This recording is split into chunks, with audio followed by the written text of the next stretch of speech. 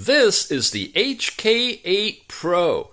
Always on, digital, analog, beautiful, gold, silver, brown, black, you name it, combination smartwatch. Oh my goodness. With an always on Amoled display, it allows you to have an instant look to see what's going on, or activate the watch to see what you want to do.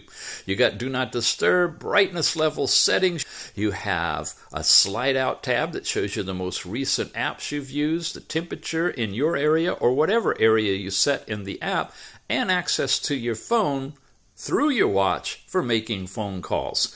You can have messages sent from your phone here, and over here you get your daily step count information, automatically check your heart rate information, go into phones where you can look at your call records, your contacts, or bring up the telephone pad, play music remotely, weather in your area, and a whole bunch more that you can add at that point right there. When you press the bottom button, you get the list of all the different activities that you can jump into. Again, there's no GPS on this watch, but you do have swimming. It's a waterproof watch, and all these other activities that you can do. When you come back up here and press the top button, now you're into all of your different apps, which include your whole telephone, contacts, call records, even voice assistants. You can bring forward Siri or your Google trigger and ask and receive questions spoken right out of the watch. Your data and information from workouts, your workout records are in here and tracked. And of course that transfers to the app for archival.